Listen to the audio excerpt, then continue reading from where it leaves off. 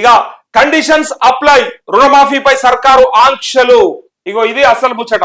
IT payers ప్రభుత్వ ఉద్యోగులుగా cut. IT payers కి ప్రభుత్వ ఉద్యోగస్తులకి కడియేస్తారట. ఐటీ పేయర్స్ అంటే చాలా మంది ఉంటారు. మరి ఇక మంత్రులు, ఎమ్మెల్యేలు, ఎమ్మెల్సీలు, ఎంపీలు, మేయర్లు, జడ్పీ చైర్మన్లకు ఇది ఎట్లుండాలి తెలుసా? ఈ రుణమాఫీ కోసమే కాదు, ఈవెన్ రైతు బంధుకు కూడా ఉండాలి ఇట్లనే. ఇవన్నీ వీళ్ళందరూ కట్ చేయాలి. ఎందుకంటే ఎమ్మెల్యేలకు, మంత్రులకు పైసలు లేకున్నారా? ఏమన్నా రాజకీయాలకు వచ్చిందా? డబ్బు లేక వచ్చిర్రా? సేవనికి వచ్చిర్రా? రాజ్యాంగ పదవుల్లో ఉన్న వారికి సైతం అర్హులైన రైతులకే సాయం అందేలా సర్కారు ప్లాన్. ఇది ఎస్ అయిపోతుంది. ఇక్కడైనా సరే రైతు బంధు కూడా అంతే. పిఎం కిసాన్ సమ్మాన్ తరహాలోనే ఎల్లుండి మంత్రివర్గ సమావేశం చర్చించి నిర్ణయం తీసుకునే అవకాశం అంటూ అసెంబ్లీ ఎన్నికల సమయంలో ఇచ్చిన 2 లక్షల రుణమాఫీ హామీని అమలు చేసేందుకు సర్కార్ కసరత్తు చేస్తుంది.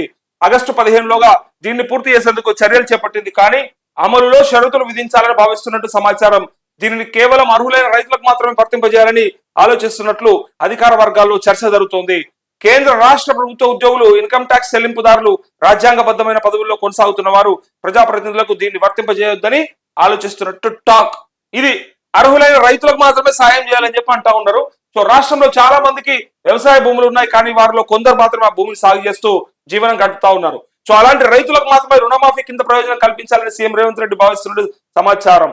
ఈ మధ్యలో జరిగిన రివ్యూలో సీఎం మాట్లాడుతూ రుణమాఫీ స్కీమ్ లో అసలైన రైతులు, ఆర్థికంగా వెనుకబడి ఉన్న రైతులకు మాత్రమే ప్రయోజనం కలగాలి, ఆ విధంగానే రూల్స్ తయారు చేయాలని క్లారిటీగా చెప్పినట్టు తెలిసిందంటూ పూర్తిగా రైతులు ఎవరైతే పంట పండిస్తారో, ఎవరైతే చెమట చిందిస్తారో వాళ్ళకి మాత్రమే ఇస్తాం తప్ప ఈ ట్యాక్స్ పేయర్లకి, ఈ ప్రభుత్వ ఉద్యోగస్తులకి, పైగా మంత్రులు, ఎమ్మెల్యేలు, ఎమ్మెల్సీలు, ఎంపీలకు అవసరం వాళ్ళకి? అందుకోసమే బరాబర్ చెప్పిండు.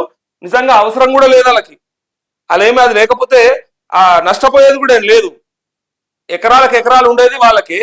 పైగా వాళ్ళకి వేరే రకంగా ఇంత ఆదాయం ఉండగా కూడా మళ్ళీ వాళ్ళకి ఇవ్వాల్సినంత అవసరం ఏం లేదని చెప్పి భావించిన ప్రభుత్వం రైతు, అసలు సిసలైన రైతు ఎవరు, కష్టపడేది ఎవరో వాళ్ళకే రుణమాఫీ చేస్తా అంటున్నాడు. దాంతో పాటు రైతు బంధు కూడా వాళ్ళకే ఇస్తే చాలా బాగుంటుందని నా అభిప్రాయం.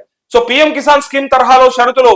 కేంద్ర ప్రభుత్వం రైతులకు పిఎం కిసాన్ సమ్మాన్ నిధి కింద ప్రతి ఏటా 6,000 రూపాయల ఆర్థిక సాయం అందజేస్తుంది. ఐటీ చెల్లింపుదారులకు కేంద్ర రాష్ట్ర ప్రభుత్వ ఉద్యోగులు, మంత్రులు, ఎమ్మెల్యేలు, ఎమ్మెల్సీలు, ఎంపీలు, మేయర్లు, జడ్పీ చైర్మన్లతో పాటు రాజ్యాంగబద్ధమైన పదవుల్లో ఉన్న వారికి, జడ్జీలు, కమిషన్ చైర్మన్లు, ఆర్టీఐ, లోకాయుక్త చైర్మన్ మెంబర్లకి, వీళ్ళందరికీ కూడా కట్ అట.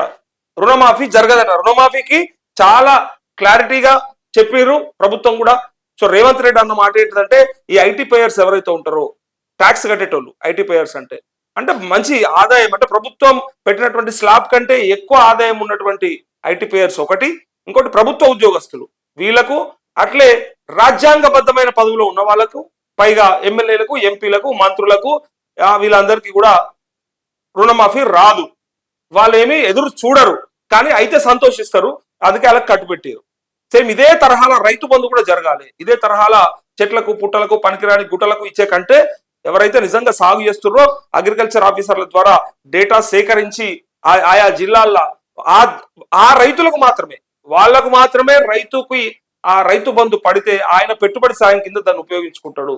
అనవసరంగా అవసరం లేని వాళ్ళకి, అంటే ఎక్కువ భూమి ఉండి దాన్ని ఏదో రియల్ ఎస్టేట్ వెంచర్లు చేసే వాళ్ళకి, వాళ్ళందరికీ రైతు బంధు వేస్తే గతంలో ఇట్లనే ప్రజాధనం దుర్వినియోగం అనేది ఇట్లా కూడా జరుగుతుంది.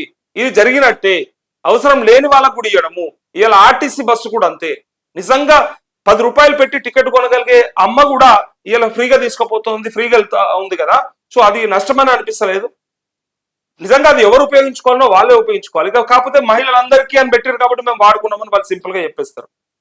ఇదొకటే కాదు, రేషన్ బియ్యం కూడా గ్రామాలల్లో రేషన్ బియ్యం తినకుండా తీసుకొని మళ్ళా ఏ దుకాణాలలో, ఏ సేట్లకు అమ్మి పైసలు తెచ్చుకునే పరిస్థితులు మనం చూస్తా ఉన్నాం, కనిపిస్తా ఉన్నాయి. నిజంగా ఆకలేసిన పేదోడికి అవసరం పడాలనేది కదా ప్రభుత్వాలు పెట్టేది. ఆ పథకాలు ప్రభుత్వాలతో పాటు మనకు కూడా మన డబ్బులే పోతున్నాయి, మనమే నష్టపోతున్నాం అనే సోయి ప్రజలకు కూడా ఉండాలి. ఎంతో కొంత మనకు కూడా సామాజిక బాధ్యత కలిగి ఉండాలి. నిజంగా ఇలా కట్టు పెట్టంగానే రేవంత్ రెడ్డి ఇట్లా తప్పు చేసిండు, అరే మీకు ఎందుకు రాదు రుణమాఫీ అని చెప్పి మళ్ళా బయటకు వచ్చి మాట్లాడతారు. మరి నువ్వు నిజంగా అర్హుడువా కాదా? నిజంగా నువ్వు కష్టపడుతున్నావా లేదా? ఏ రైతుకు అవసరమో ఆ రైతు కోసమే ఆలోచన చేయాలి ప్రభుత్వాలు. దాన్నే అప్లిఫ్ట్మెంట్ అంటారు. వాళ్ళనే పైకి తీసుకురావడము.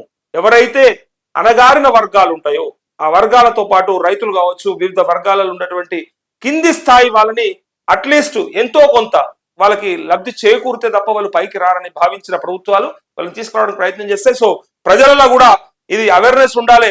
అరే వానికి వచ్చింది కానీ నాకు రాకపోయే అంటే నీ అర్హత ఉంటే నీకు వస్తుంది. ఎందుకు తొందరపాటు? డబుల్ బెడ్రూమ్ వానికి ఇచ్చిరు కానీ నాకు ఇవ్వకపోయే. అసలు కుళ్ళు ఇంకెక్కువ ఇట్లా నడుస్తా ఉంది. మనకు రాకపోతే కాదు, పక్కోనికి వస్తే నొప్పి ఎక్కువ అవుతుంది, మనకు ఎక్కువ ఇబ్బంది అవుతుంది. మనకు వచ్చినా రాకున్నా సరే అన్నట్టు అయిపోయారు, కానీ పక్కోనికి వస్తే భరించే శక్తి లేకుండా అయిపోయింది. సో అది వాడికి నిజంగా అర్హత ఉంటేనే వస్తుంది అనుకోవాలి, వస్తే వాడికి అర్హత ఉందనుకోని ఫీల్ కావాలి. కానీ అన్నెసర్లీ మనకెందుకు రాదు అని చెప్పి బాధపడకూడదు. ఇట్లా చాలా ఉదాహరణలు ఉన్నాయి.